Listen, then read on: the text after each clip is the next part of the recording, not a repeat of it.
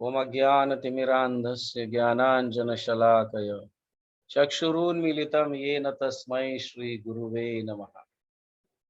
जय श्री कृष्ण चैतन्य प्रभु नित्यानंद श्री अद्वैत गदाधर श्रीवास आदि गौर भक्त वृंद। हरे कृष्ण कृष्ण कृष्ण हरे हरे, हरे राम राम राम हरे हरे। हरे कृष्ण कृष्ण कृष्ण हरे हरे, हरे राम राम राम हरे हरे। हरे कृष्ण कृष्ण कृष्ण हरे हरे, हरे राम राम राम हरे हरे। श्री श्री जगन्नाथ बलदेव सुभद्रा माई स्नान यात्रा महोत्सव की जय। आज जगन्नाथ जी का स्नान यात्रा है। जगन्नाथ जी का बर्थडे है आज। आज के दिन जगन्नाथ प्रकट हुए थे, जगन्नाथ बलदेव सुभद्रा माई आज के दिन इस पृथ्वी पर प्रकट हुए थे। स्नान यात्रा के दिन या जब प्रकट हुए थे उस दिन स्नान यात्रा उत्सव हुआ था। हमारे लिए वैसे विशेष दिन है। स्कंद पुराण में जो 18 पुराण है, उन सारे पुराणों में स्कंद पुराण सबसे बड़ा पुराण है। सबसे बड़ा पुराण स्कंद पुराण है। और उस पुराण में एक खंड आता है जिसको कहा गया उत्कल खंड। उत्कल खंड, उत्कल मतलब ओडिशा। ओडिशा में जगन्नाथ जी प्रकट हुए, इसलिए जगन्नाथ जी के सारे विषय में, जगन्नाथ जी से संबंधित जो सभी चीजें हैं, इस उत्कल खंड में चर्चा की गई है। शुक्ल व्यासदेव लिखे हैं इसे।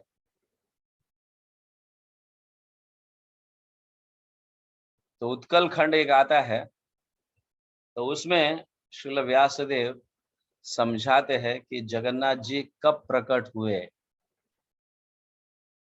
ज्येष्ठ के महीने, ये महीना ज्येष्ठ चल रहा है, अगला महीना आषाढ़ होगा। ज्येष्ठ के महीने में पूर्णिमा के दिन, आज पूर्णिमा है ना, है कि नहीं? पूर्णिमा के दिन जगन्नाथ जी प्रकट हुए थे इस पृथ्वी पर, इस धरातल पर या इस भौतिक जगत में। कब प्रकट हुए थे? ज्येष्ठ महीने में पूर्णिमा के दिन स्वयंभू मनु के समय, सतयुग में जगन्नाथ जी प्रकट हुए थे। अभी ये बहुत बड़ी चर्चा है वैसे, कि कई बार हमने बताया है कि ब्रह्मा के एक दिन में 14 मनु अवतरित होते हैं। ब्रह्मा के एक दिन में 14 मनवंतर होते हैं। मनु प्रकट होना मतलब मनवंतर, इसे कहा गया है। तो ये मनु, इस समय में कौन सा मनु चल रहा है? वैवास्वत मनु राज कर रहे हैं। वैवास्वत मनु मतलब 7वां मनु। सबसे प्रथम मनु जो है वो स्वयंभू मनु। मैं 14 मनुओं के नाम बता देता हूं आपको, ताकि आपको याद रहे कि जगन्नाथ जी कब प्रकट हुए थे। सबसे प्रथम ब्रह्मा के दिन में 14 मनवंतर होते हैं। तो सबसे प्रथम मनु जो है वो स्वयंभू मनु है।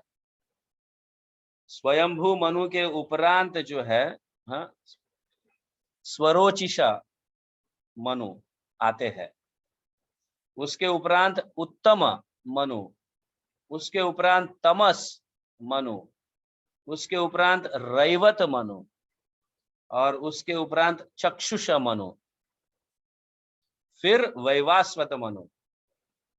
जिस समय में हम इस समय जो चल रहा है, ये वैवास्वत मनु का, वैवास्वत मनु, समझ गए।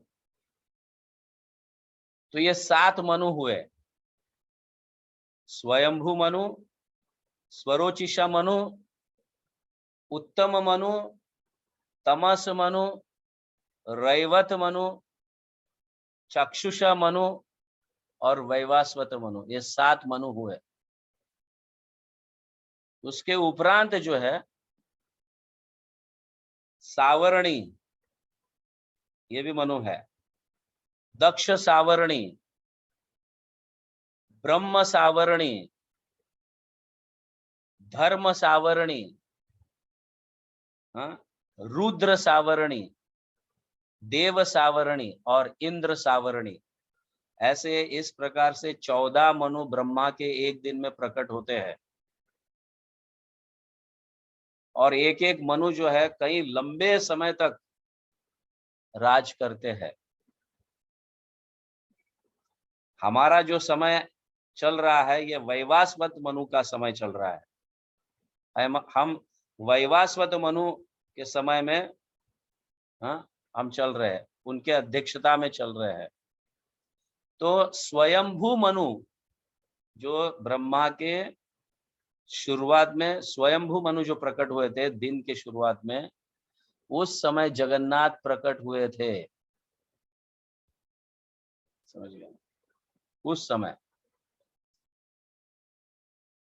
स्नान यात्रा बहुत धूमधाम से हुआ था। ब्रह्मा जी स्वयं आकर जगन्नाथ जी की स्थापना की थी यहाँ पे। इंद्रद्युम्न महाराज बहुत बड़े यज्ञ, अश्वमेध यज्ञ, बहुत बड़ा यज्ञ किए थे भगवान को प्रसन्न करने के लिए। भगवान प्रसन्न हुए और इंद्रद्युम्न महाराज को कहे कि मैं प्रकट होऊंगा। तो उनके संतुष्टि के लिए जगन्नाथ जी स्वयंभू मनु में प्रकट हुए,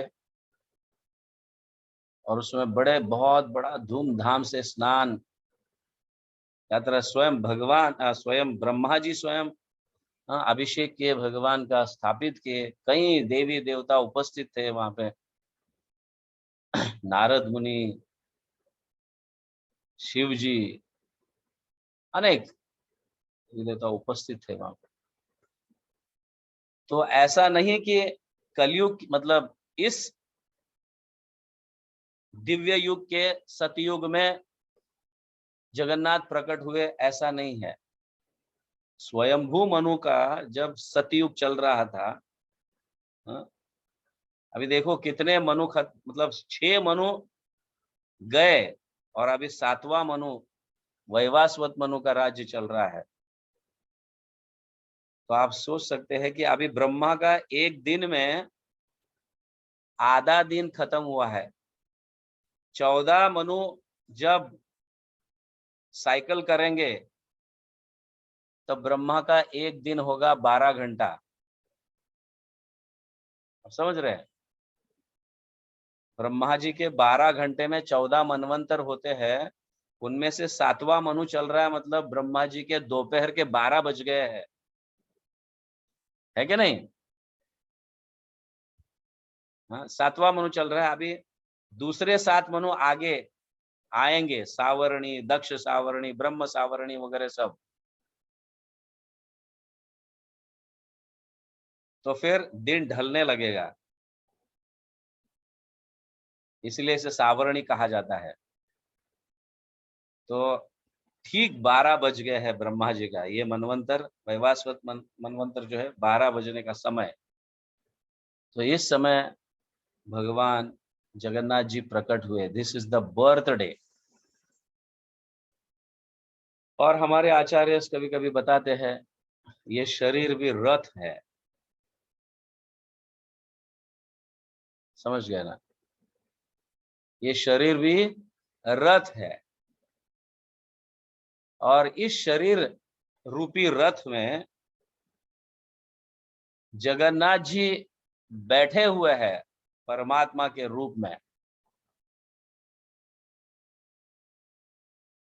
तो जिस तरह से हम रथ को डेकोरेट कर कर जगन्नाथ जी को बिठाकर रथ यात्रा का महोत्सव मनाते हैं, हाँ, उसी तरह से इस रथ में, इस शरीर रूपी रथ में जगन्नाथ जी परमात्मा के रूप में बैठे हुए हैं, और इस शरीर को भी हमें डेकोरेट करना चाहिए, not with hair dyes, not with क्या बोलते हैं लेडीज जो कॉस्ट्यूम्स लगाते हैं, हाँ, ब्रांडेड कपड़े पहनते हैं, इसे डेकोरेट नहीं कहा जाता है। समझ गए ना? इस शरीर का डेकोरेशन जो है वो हमारे सत्व गुण है, जैसे विनम्रता होना, दया का भाव प्रकट करना पति जीवों के प्रति, हाँ, सत्य जीवन निष्ठा पूर्वक जीना, ये सब जो गुण है ये शरीर को डेकोरेट करता है। और जब ऐसा डेकोरेशन इस शरीर को करते हैं हम, तब जगन्नाथ जी हमें दर्शन देते हैं। आप समझ रहे हैं मैं क्या कह रहा हूं? देव की जीवन, you are able to hear, hearing और chanting, you should hear. Is it clear? तो स्नान यात्रा के समय जगन्नाथ जी को स्थापित करने का ये समय है हमारे हृदय में, इसीलिए हमारे हृदय में जगन्नाथ जी को स्थापित करने का समय है। तो इसी तरह से इस रथ को डेकोरेट भी करना चाहिए। भगवान स्थापित होने वाले हैं हमारे हृदय रूपी आसन पर, तो शरीर को डेकोरेट करना चाहिए, ऑफ कोर्स विद तिलक, कंठीमाला, जीवा पर भगवान के नाम का उच्चारण,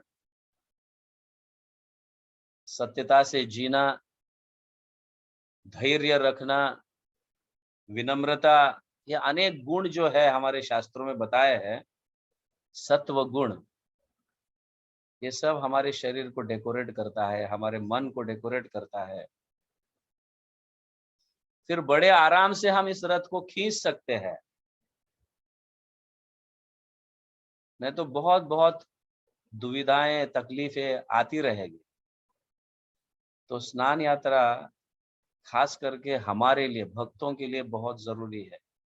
भगवान को तो हम मानते हैं, लेकिन अपने हृदय में बिठाते नहीं है भगवान को। तो स्नान यात्रा का अर्थ है जगन्नाथ जी को हमारे हृदय में स्थापित करना, और इस रथ को डेकोरेट करना, अनेक अनेक सात्विक गुणों से डेकोरेट करना। और जब सुंदर रूप से ये डेकोरेट होगा ये रथ, तो भगवान हमारे हृदय में स्थापित होंगे। फिर हम इस रथ को चला सकते हैं और बड़े अच्छी तरह से चला सकते हैं। अनेक प्रकार की सुविधाएं भी प्राप्त होगी अगर जगन्नाथ जी हमारे हृदय में बैठेंगे तो स्नान यात्रा का दिन है, जगन्नाथ जी का आज बर्थडे है। तो कोशिश कीजिए कितने अवगुणों को हम त्याग सकते हैं, कितने अच्छे गुणों को हम अपना सकते हैं। तो इस तरह से हम स्नान, यस ऑफ कोर्स, जप करना प्रतिदिन सुबह के समय जप करना भी एक स्नान ही है, ये यात्रा है। सिर्फ हम शरीर को नहलाते हैं, लेकिन मन बुद्धि अहंकार को नहलाते नहीं है, वो साफ नहीं होता है। आप समझ रहे हैं? एनी हाउ, स्नान यात्रा जगन्नाथ जी का बर्थडे है। और फिर आषाढ़ महीने के अमावस खत्म होने के बाद आषाढ़ महीना शुरू होता है। आज पौर्णिमा है और 15 दिन, समझ गया ना, अमावस होगा। फिर दूसरे दिन जो है पुष्य नक्षत्र है, उस समय रथ यात्रा होता है। That means this year on 1st of July, 1 तारीख को रथ यात्रा उत्सव है। जगन्नाथ जी सभी को दर्शन देने के लिए बाहर निकलते हैं। जो मूर्ख व्यक्ति भगवान के दर्शन करने मंदिर नहीं जाता, अहंकार वश होकर या अनेक प्रकार के अवगुणों के कारण भगवान को नहीं मानता, भगवान के दर्शन करने मंदिर नहीं जाता, ऐसे पतित जीवों को दर्शन देने हेतु भगवान रथ पर आरूढ़ होकर बाहर निकलते हैं। तो हम सोच सकते हैं कि जगन्नाथ जी सचमुच कितने दयालु है। जो उन्हें मानते नहीं है ऐसे लोगों को भी दर्शन देने के लिए बाहर आते हैं, ताकि कुछ उन्हें सुकृति, कुछ सेवा करे, कुछ सुकृति प्राप्त हो, जिसके कारण आगे क्या होगा, भगवान की भक्ति प्राप्त होगी। Is it clear? तो हम शरीर को साफ करने के लिए तो स्नान करते हैं, पानी से, साबन से और अनेक धातुओं से। लेकिन स्नान हमें कैसे करना है? सत्व गुणों को अपनाकर हृदय को स्वच्छ करना है, ताकि हमें जगन्नाथ जी के दर्शन हो। अब देखिए, स्वयंभू मनु के समय जगन्नाथ जी प्रकट हुए। स्नान यात्रा, रथ यात्रा कब हुआ? ऐसे उत्कल खंड में स्कंद पुराण में लिखा है, रथ यात्रा, व्यासदेव लिखते हैं, रथ यात्रा कब हुआ, कब से शुरू हुआ? दूसरे मनु में, स्वरोचिष मनु के समय रथ यात्रा शुरू हुआ। आप समझे? तो ऑफ कोर्स समय लगता है।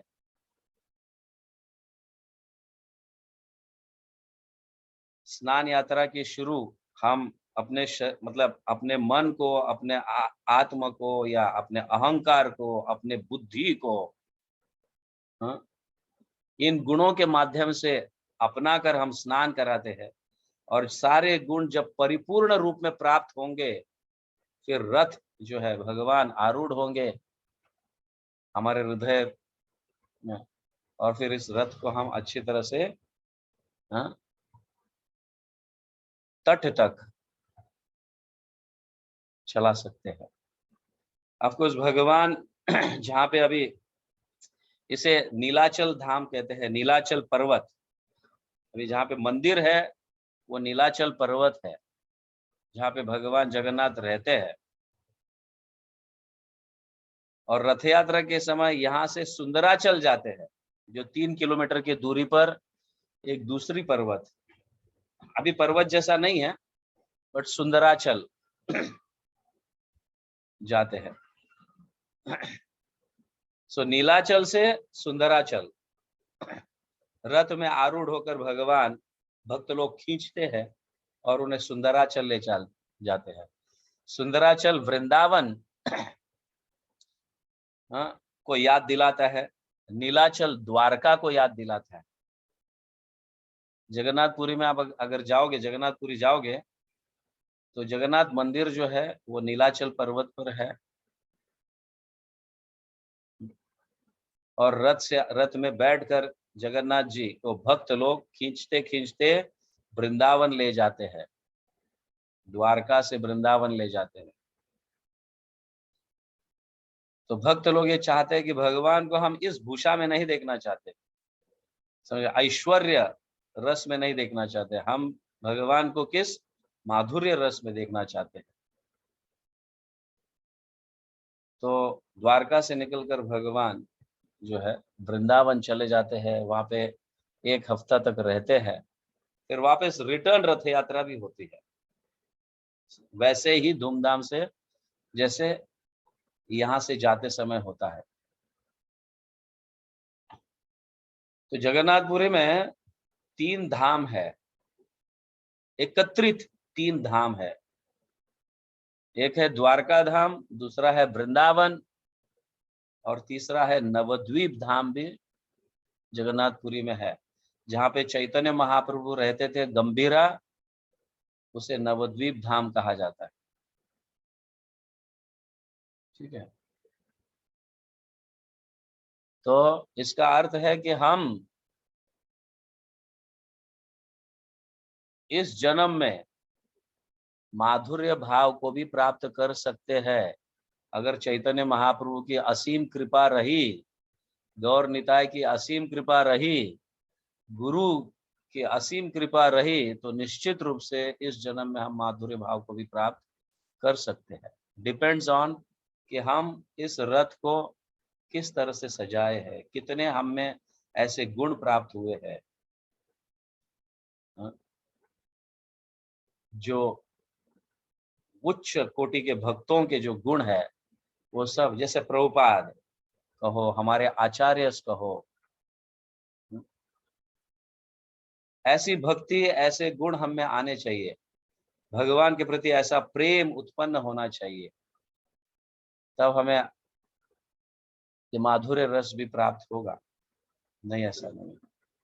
और जगन्नाथ जी बहुत दयालु है ऐसे रसों को देने में, इसलिए तो वो बाहर निकलते हैं इस स्वरूप को लेकर।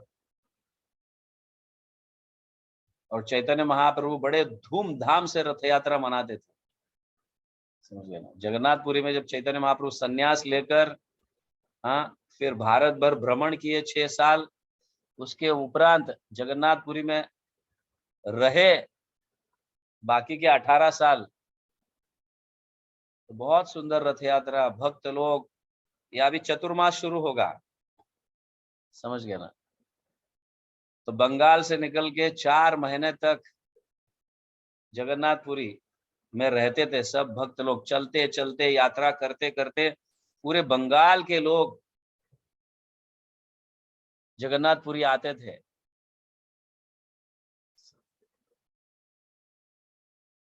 और चैतन्य महाप्रभु के साथ रहते थे, और चैतन्य महाप्रभु सभी भक्तों को अनेक प्रकार के सेवा में लगा देते थे।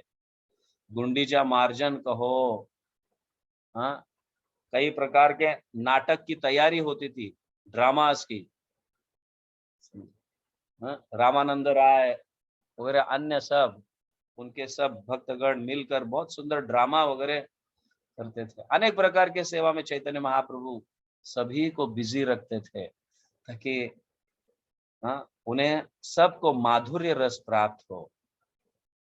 बड़े धूमधाम से, हाँ, रथ यात्रा मनाया जाता था, और ऑफ कोर्स अभी भी मनाया जाता है। तो चैतन्य महाप्रभु के समय जो है, चैतन्य महाप्रभु स्वयं जगन्नाथ जी के सामने नृत्य करते थे गोपी भाव में, राधा रानी के भाव में। जैसे जगन्नाथ जी कृष्ण है और चैतन्य महाप्रभु राधा रानी है या गोपी है, इस भाव में बड़े नृत्य कर कर सभी भक्त लोग रथ को खींचते थे। रथ को खींचना मतलब भगवान को वृंदावन ले जाना, और वृंदावन को ले कौन जाते हैं? ब्रिजवासी लेके जाते हैं। तो ब्रिजवासी का भाव और वृंदावन के तरफ भगवान को ले जाना का अर्थ है माधुर्य रस को प्राप्त करना।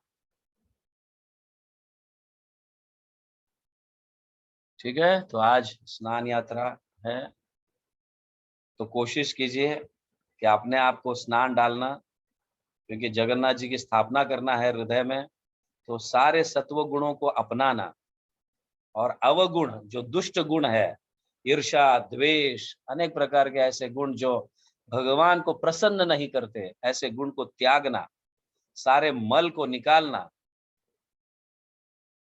और अच्छे गुणों को अपनाना, ताकि आगे चलकर इस रथ पर जगन्नाथ जी स्वयं विराजमान हो और हमारे शरीर को चलाए और भगवान की शुद्ध भक्ति, प्रेम भक्ति प्राप्त हो। ओके, जगत गुरु श्रील प्रभुपाद की जय, हरि नाम संकीर्तन की जय, गौर प्रेमानंदे, हरि हरि बोल।